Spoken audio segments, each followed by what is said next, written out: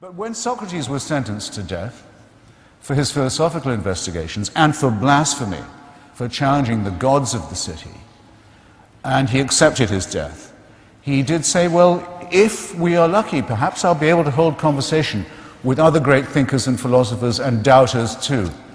In other words, that the discussion about what is good, what is beautiful, what is noble, what is pure and what is true could always go on. Why is that important? Why would I like to do that? Because that's the only conversation worth having. And whether it goes on or not after I die, I don't know. But I do know that it's the conversation I want to have while I'm still alive. Which means that to me, the offer of certainty, the offer of complete security, the offer of an impermeable faith that can't give way, is an offer of something not worth having. I want to live my life taking the risk all the time that I don't know anything like enough yet, that I haven't understood enough, that I can't know enough, that I'm always hungrily operating on the margins of a potentially great harvest of future knowledge and wisdom. I wouldn't have it any other way. And I'd urge you to look at those of you who tell you, those people who tell you at your age that you're dead till you believe as they do. What a terrible thing to be telling to children. And that you can only live, and that you can only live by accepting an absolute authority. Don't think of that as a gift. Think of it as a poisoned chalice. Push it aside, however tempting it is. Take the risk of thinking for yourself. Much more happiness, truth, beauty, and wisdom will come to you that way. Thank you.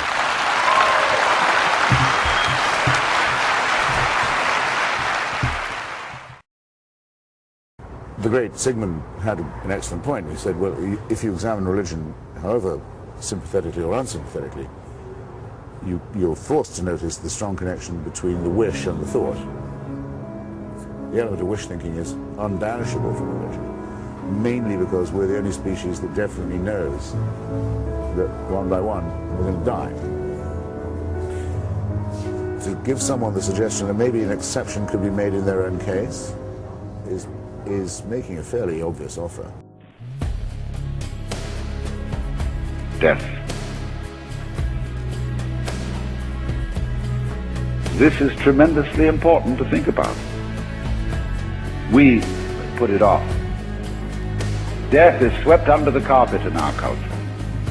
In the hospital, they try to keep you alive as long as possible in utter desperation. They won't tell you that you're going to die. When their relatives have to be informed that it's a hopeless case, they say, don't tell this to the patient. And all the relatives come around with hollow grins and say, well, you'll be all right in about a month, and then we'll go and have a holiday somewhere and sit by the sea and listen to the birds and whatnot. And the dying person knows that this is mockery. Well, of course, we've made death howl with all kinds of ghouls. We've invented dreadful afterlives. I mean, the Christian version of heaven is as abominable as the Christian version of hell. I mean, nobody wants to be in church forever. Children are absolutely horrified when they hear these hymns which say, prostrate before thy throne to lie and gaze on thee. They can't imagine what this imagery means. So the idea of what might happen after death, well, you're going to be faced with your judge. The one who knows all about you. This is Big Papa, who knows you were a naughty boy and a very naughty girl, especially girl, from the beginning of things. He's going to look right through to the core of your inauthentic existence. And what kind of heebie-jeebies may come up. Or you may believe in reincarnation, and you think that your next life will be the rewards and the punishments of what you've done in this life. And you know you've got away with murder in this life. And the most awful things are going to happen next time around. So you look upon death as a catastrophe. Then there are other people who say, well, when you're dead, you're dead. Nothing going to happen at all. So what you got to worry about? Well, we don't quite like that idea, because it spooks us. You know, what's it be like to die? To go to sleep and never, never, never wake up? Well, a lot of things it's not going to be like. It's not going to be like being buried alive. It's not going to be like being in the darkness forever. I tell you what, it's going to be like as if you never had existed at all. Not only you, but everything else as well. There was never anything, and there's no one to regret it. And there's no problem. Well, think about that for a while. It's kind of a weird feeling you get when you really think about that. You really imagine just to stop altogether. And you can't even call it stop, because you can't have stop without start. And there wasn't any start. There's just no thing. Well, then when you come to think of it, that's the way it was before you were born. I mean, if you go back in memory, as far as you can go, you get to the same place as you go forward in your anticipation of the future as to what it's going to be like to be dead. Then you get these funny ideas that this blankness is the necessary counterpart of what we call being. Because Becker points out it's not only the fact that you're going to die, it's not only the fact that you know that death can occur at any time for reasons that can't be anticipated or controlled. Now what he does is, following Freud, he says, you know what? There's another problem, and that's that you're an animal. You're a breathing piece of defecating, urinating, vomiting, expectorating, perspiring, menstruating, ejaculating, exfoliating, somebody stop me, postnasal dripping. You're a piece of meat, and you're no more significant or enduring than a cucumber or a cockroach, and you know those things. Well, Becker's point is that the ongoing awareness of the reality of the human condition, that you are mortal, that you are vulnerable, that you're a cold cut with an attitude, spam with a plan, without the can, a talking sausage, does not sit well with the average human being, and that in fact we would literally be paralyzed with abject terror if that's all we thought about. Think about that for a moment. Well, maybe don't think about that, but the point is, if that's all you thought about, I'm gonna die, I could walk outside and get stricken by a meteor, meet with a beat, you would not be sitting here with any modicum of psychological equanimity. You would be a quivering blob of biological protoplasm, cowering under the table, groping for a Valium the size of a Buick. The body was about to fall. Zarathustra, however, remained standing, and just beside him fell the body, badly injured and disfigured, but not yet dead. After a while, consciousness returned to the shattered man, and he saw Zarathustra kneeling beside him. "What are you doing there?" he said at last. "I knew long ago that the devil would trip me up. Now he drags me to hell.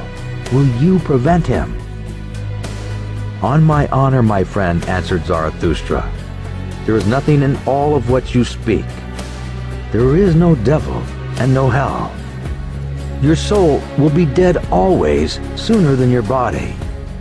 Fear, therefore, nothing anymore." The man looked up distrustfully.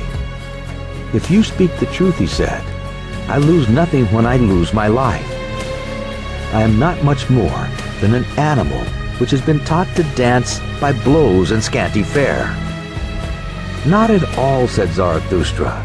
"You have made danger your calling, and in that there is nothing contemptible. Now you perish by your calling. Therefore, I will bury you with my own hands." When Zarathustra had said this, the dying one did not reply further, but he moved his hands as if he sought the hand of Zarathustra in gratitude.